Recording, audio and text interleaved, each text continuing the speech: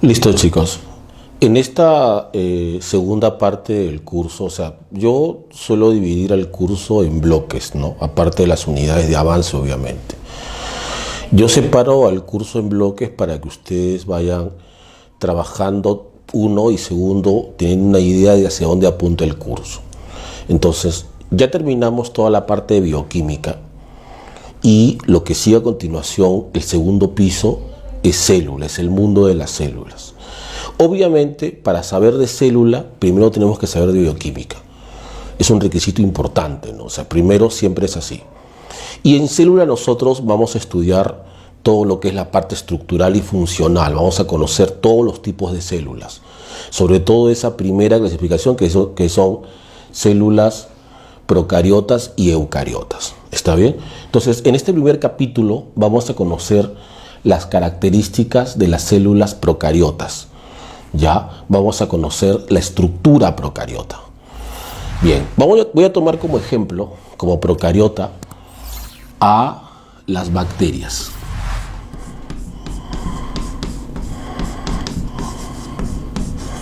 A estos microorganismos conocidos como bacterias, ¿no? Que son obviamente muy diferentes a los virus. El virus ni siquiera es un ser vivo. Estos sí son seres vivos, porque tienen la estructura celular, la composición celular. No, bacterias, por ejemplo, son las que nos causan enfermedades como la tuberculosis, ¿no? Como la neumonía, por ejemplo, también. Bacterias también son importantes a nivel de la industria porque generan productos. Mira, de los más sencillos, como el vinagre, hasta los más complejos como medicinas, ¿no? Las bacterias también son importantes, por ejemplo, para el mundo ecológico, porque las bacterias son componentes principales en el mar o en los suelos también. Ellas son las que enriquecen los suelos para que las plantas puedan crecer. Las bacterias también son importantes, por ejemplo, porque están en nuestro organismo, ¿no? Nosotros tenemos a nivel de intestino una fuerte dosis de bacterias, ¿no? Que, como decíamos en clases anteriores, son importantes porque nos aportan también cierto tipo de nutrientes. Entonces tenemos una gama importante de bacterias. Pero las bacterias son mi ejemplo de células procariotas, ¿ya? Y lo que vamos a hacer aquí es primero conocer sus características. A ver, por ejemplo, mira. Estas células bacterianas, estas células procariotas, son células muy delicadas, ¿ya? Son células muy sencillas, muy básicas, muy simples, pero son muy delicadas. Por eso necesitan de una protección extra adicional. Esa protección, esa capa que les protege, se llama la pared celular, ¿ya? Esta pared suele ser rígida y suele rodear a las células como una envoltura, como una capa para protegerlas, ¿ya? Esta pared, entonces, primero tiene la función de actuar para la protección. Protege a la célula.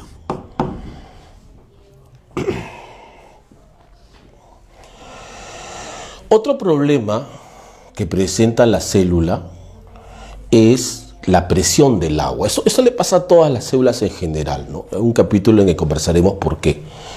Pero todas las células tienen problema de presión. O sea, es como un globo. Es un globo que tú vas llenando de agua. A ver, ¿qué pasa si tú no paras de llenar ese globo de agua? Llegará un momento en que reviente. Entonces, de igual manera, todas las células se hidratan todo el tiempo. El agua siempre entra más de lo que sale. Y todas las células tienen la amenaza de reventar. A eso se le llama lisis. Entonces la pared tiene la misión, como es rígida, de evitar que la célula reviente. Entonces decimos también, otra función, evita la lisis. Evita que la célula reviente por la presión del agua. Otra función que también le podemos atribuir a la pared es la forma. Las bacterias, los procariotas, no tienen formas tan variadas, pero por ejemplo, ustedes han escuchado de los bacilos. Los bacilos son así como este como esta tiza, son células alargadas, ¿no? Están los cocos también, que son como esferas. Ya, las formas que tienen las bacterias, los procariotas, también depende de la pared. Entonces la pared puede cumplir esas tres funciones: protección mecánica de la célula, evitar que reviente por el agua y darle forma. ¿De qué está construida esta pared? De azúcar, pero no de esos azúcares que vimos en las clases anteriores. Es un azúcar más complejo, muy complejo. Se llama mureína. Ya, mureína, es un azúcar complejo.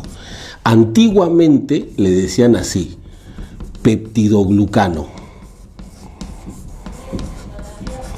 Peptidoglucano, ¿ya?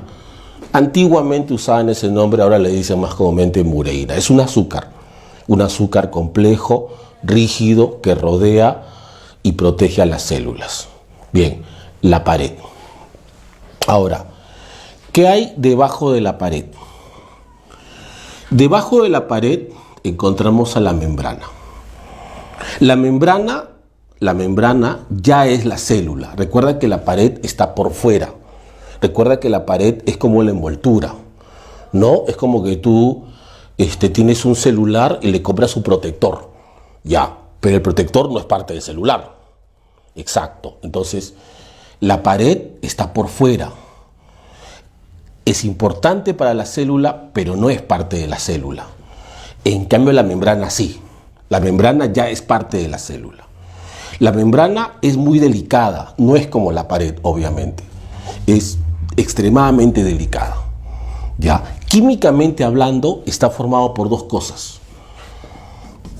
Es una estructura lipoproteica. ¿Qué significa? Que sus principales componentes son los lípidos y las proteínas. En los lípidos, por ejemplo, encontramos a los fosfolípidos. Esos lípidos complejos. Y las proteínas. Y las proteínas, por ejemplo. Entonces, básicamente son estos dos. ¿Ya? Ahora, el modelo, porque aquí hay un modelo de estructura. Este modelo de membrana se llama así: el mosaico fluido sin esteroides. Los procariotas no pueden formar esteroides. Recordemos que los esteroides son lípidos derivados, complejos. ¿Ya? Las células procariotas no los pueden fabricar. Ahora, en el tema función.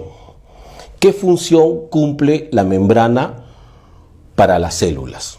Mira, vamos a pensar en esto. Esta habitación, digamos, este salón de clase, tiene una composición. Ya.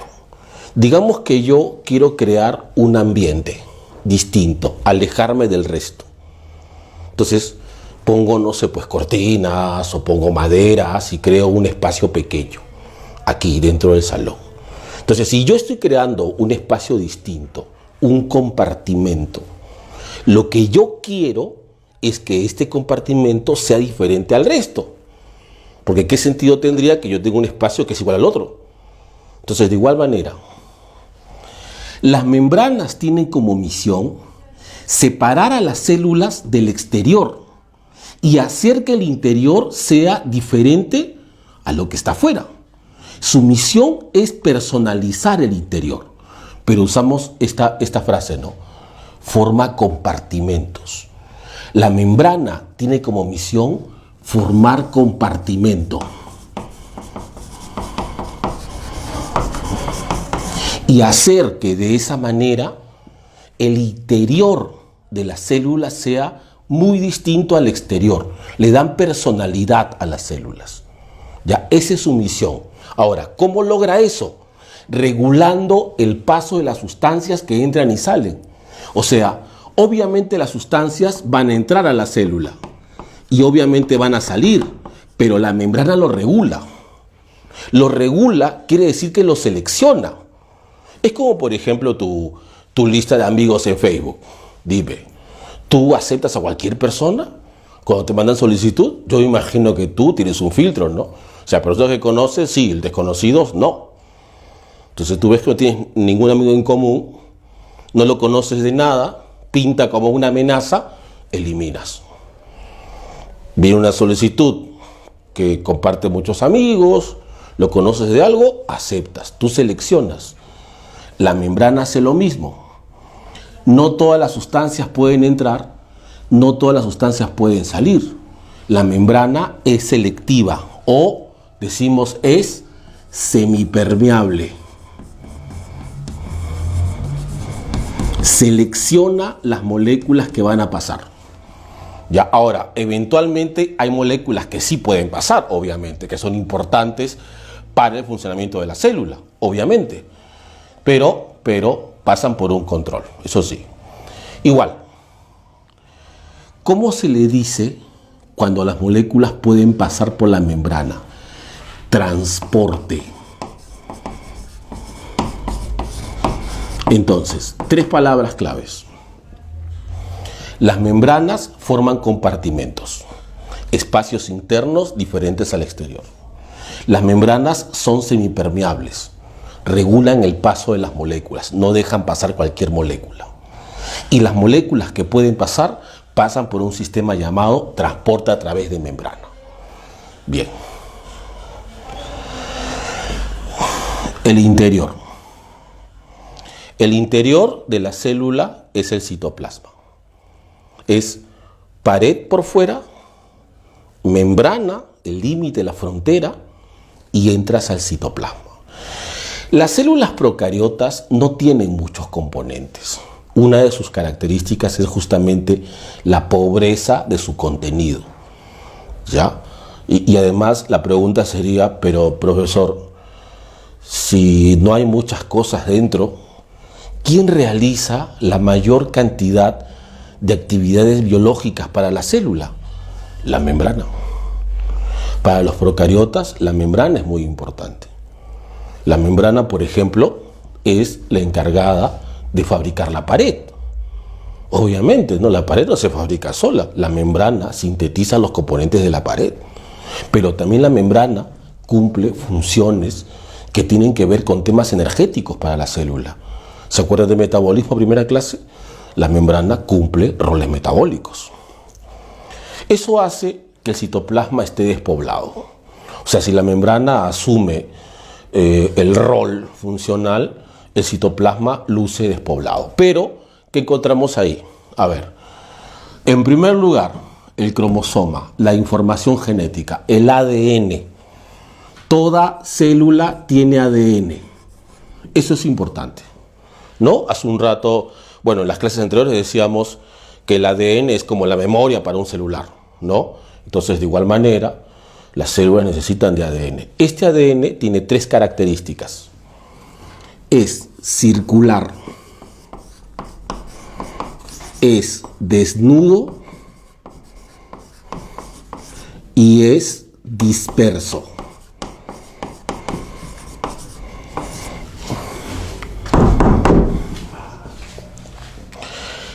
Circular, ¿por qué? Por la forma. Desnudo, porque carece de proteínas. Y disperso, porque no está rodeado por membrana, como sí sucede en las otras células, en los eucariotas. Esta membrana, este ADN no está rodeado por membrana, ¿ya? Y es además un solo ADN, un solo cromosoma, circular, desnudo y disperso. Ahora, los procariotas tienen, aparte de este ADN que representa su información principal e importante, tienen ADN extra, adicional, que se conoce como plásmido. Esto es ADN extracromosómico. Extracromosómico. Es como, si es que sigo con el ejemplo de tu celular, como que tú le compres una memoria aparte. O sea, tu celular viene sin memoria, tiene su memoria interna nada más, pero es como que tú le compres una aparte.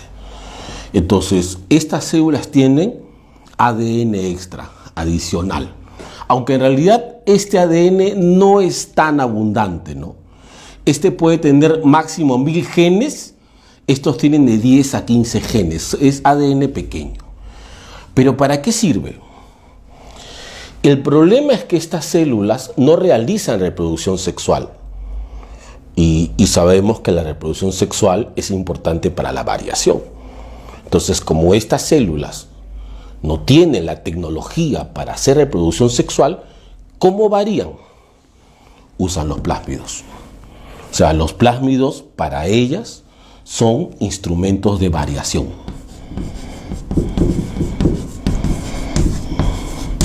Pero ¿cómo los utilizan? Lo veremos más adelante. ¿Ya? Por ahora tenemos ahí el cromosoma y sus plásmidos. La información oficial, la información extra. También al interior, en el citoplasma, encontramos a los ribosomas 70S. No, como les dije en la clase de ARN, dentro de estos ribosomas está el ARN mensajero, está el ARN de transferencia y los tres juntos, ¿qué es lo que hacen? Síntesis de proteínas. Síntesis de proteínas. Su misión es fabricar proteínas. Muy bien. Ahora, esto de 70S es una cifra, ¿no? Un indicador que nosotros usamos para estructuras cuando son extremadamente pequeñas. Ya, estos son ribosomas 70S, o sea, ribosomas 70S. Ahora, lo que pasa es que estos ribosomas tienen dos componentes, que se le llama así simplemente, ¿no? Mayor y menor. Entonces, mayor es 50S y menor es 30S. Ya, cuidado, no son pesos moleculares, no se suma porque obviamente sumado sale 80, pero como te digo, son indicadores de laboratorio. Son solamente para señalar, es un coeficiente de sedimentación que se usa en laboratorio ya. O sea, este solito es 50, este solito es 30 y junto 70. Dentro está el mensajero, el transferencia, el ribosomal y los tres juntos, como dijimos en el tema anterior, se encargan de fabricar las proteínas para la célula. Bien. Ahora, las extensiones. Estas células presentan dos tipos de extensiones. Tenemos primero estas extensiones que vienen desde el citoplasma, desde el interior. Son como pelos. Bueno, así se les llama, pili. A veces le dicen también así, fimbria. ¿Esto para qué sirve? Esto sirve para la adhesión. Esto sirve para la adhesión. O sea, para que la célula se pueda pegar a superficies. Las bacterias se pueden pegar fuertemente a superficies. Por ejemplo, se pegan en nuestras manos. Por eso nosotros cuando nos lavamos rascamos un poco, ¿no? Y al rascar lo que hacemos es desprenderlas. O cuando usamos el cepillo de dientes también. Cuando usamos el cepillo, raspamos los dientes porque están pegadas en los dientes. Los pilis son como ganchos que las bacterias utilizan para pegarse en superficies. Ustedes saben que esas superficies lisas no son, o sea, lisas para nosotros, ¿no? Pero al microscopio son todas rugosas. Entonces, estos ganchos sirven para que puedan justamente quedarse ahí, fijas. La otra función que cumple el pili es para la conjugación. Ya, ahí voy a hacer la conexión con lo que hablamos hace un rato de los plásmidos. Te dije que el plásmido era ADN, genes de 10 a 15, pequeño, pero que era instrumento de variación. Pero ¿cómo se utiliza? Bien, lo que pasa es que dos bacterias se pueden juntar. Ella tiene sus plásmidos, ella tiene sus plásmidos. Los dos tienen sus plásmidos. De repente, gracias a esos plásmidos, esta bacteria resiste las altas temperaturas. De repente, gracias a sus plásmidos, esta bacteria resiste antibióticos. Entonces, si los dos se juntan, están frente a frente, tienen planes de intercambiar información. O sea, para que ellas también puedan resistir antibióticos y para también ellas puedan resistir altas temperaturas. Pero ¿cómo hacen el intercambio? Mediante el pili. O sea, una bacteria, la otra bacteria, pili de una, pili de la otra, y crean un puente de comunicación, un canal, un conducto, porque estos pilis por dentro son huecos, son como tubos huecos. Entonces, al conectarlos, crean un puente y de esa manera el plásmido de uno puede pasar al otro y viceversa. Y a ese intercambio de plásmidos le llamamos conjugación. Y gracias a eso, las bacterias, los procariotas, que no realizan reproducción sexual, tienen por lo menos algo de variación. La otra extensión es el flagelo, pero los flagelos sí son mucho más largos. Los flagelos son como látigos, ¿ya? Que se mueven a gran velocidad y sirven justamente para eso, para la motilidad celular. Sirven para la motilidad celular. Pero ¿sabes dónde? En medio acuoso. O sea, esto sirve, pero en el agua. Imagínate un bote que lo ponemos en la pista. Un bote en la pista se puede desplazar. Por más que pongas el motor a toda velocidad, las hélices, al no encontrar agua, no se puede desplazar. Esto es igual. Si la bacteria está pegada en la pared, el flagelo no funciona. Pero si lo pones en agua, este flagelo se empieza a mover como si fuesen las hélices de un ventilador. Se agitan tan rápido y en agua la bacteria se desplaza a gran velocidad.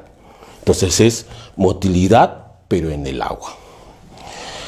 Bien, eso representa la estructura principal, característica, básica de todos los procariotas. Pero hay un bonus, hay una estructura adicional, que lo dejé al final porque no lo presentan todas las células, sino algunas. Hablo de la cápsula. Mira, algunas bacterias presentan esto. Corto un pedazo de la pared, lo amplío, le hago un zoom y encuentro estas estructuras que parecen como pelitos, ¿no? Que están todos enredados. Ya. Cada una de esas estructuras son azúcares. Son azúcares. Son concretamente oligosacáridos. Los oligosacáridos son azúcares de cadena corta. Son azúcares que tienen sus cadenas de 5, de 10, de 15 azúcares, cadenas cortas, pequeñas. Y están ahí, crecen así, como si fuese mala hierba en un jardín, ¿no? Como si fuese la barba, ¿no? En una persona, obviamente, ¿no? Son azúcares que crecen sobre la pared. Eso se llama cápsula. Toda la suma de esos azúcares se llama cápsula. ¿Para qué sirve? Es una estructura que también ayuda a la protección de la célula. También es de protección, obviamente es protección extra, pero sobre todo cumple una función específica: no ser reconocidos por los sistemas de seguridad. O sea, cuando una bacteria entra a nuestro organismo, los sistemas de seguridad, los glóbulos blancos, los detectan y los matan. Entonces, la misión de esta cápsula es evitar ser devoradas por las células. Ya decimos así: evita la fagocitosis. Evitan ser devoradas por las células de defensa. O sea, de alguna manera mejora sus sistemas de seguridad.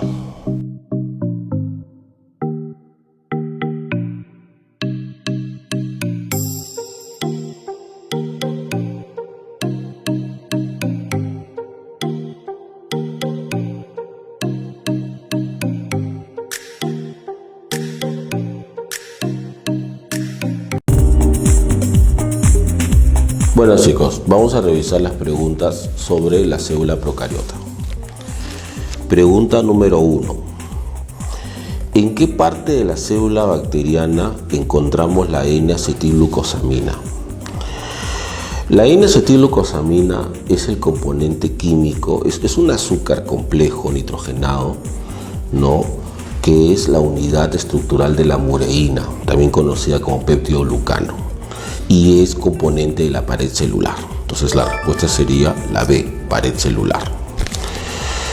Pregunta número 2. ¿Quién determina la forma de una célula procariota? Las células procariotas, a diferencia de las eucariotas, no presentan esqueleto, porque normalmente el que da la forma es el esqueleto. Pero como los procariotas no tienen esqueleto, el que asume esa función de dar la forma es la pared, ¿no? Aparte de proteger a la célula, aparte de evitar que la célula reviente por lisis, también le da la forma. O sea, no tiene mucha variedad en realidad, pero no le da la forma. Entonces sería la pregunta número 2, la pared celular. Pregunta número 3. Dice, circular, desnudo y disperso son las características, bueno, son las características del ADN, ¿no?, que también le podemos decir cromosoma procariota, cromosoma bacteriano, según como sea el caso, ¿no? Circular por la forma, desnudo porque no presenta proteínas y disperso porque no está rodeado por membrana. Entonces sería el cromosoma C. Pregunta número 4. Aparte de la adhesión, ¿qué otra función cumple el pili? El pili es una proyección del citoplasma que atraviesa la pared y llega al exterior. Ya, el pili sirve para la adhesión, para que la célula pueda pegarse a una superficie o para que pueda pegarse también a otra célula, pero tiene también una función especial: participar en el intercambio de los plásmidos, que son estas pequeñas piezas de ADN que suelen contener las células para aumentar su variabilidad. Entonces, cuando el pili participa en intercambio de plásmidos entre células, a eso le llamamos conjugación, ¿no? Entonces, aparte de la adhesión, también participa en la conjugación.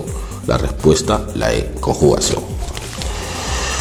Pregunta número 5. Lo que es fosfolípido para una bacteria, ¿qué es para un arcae?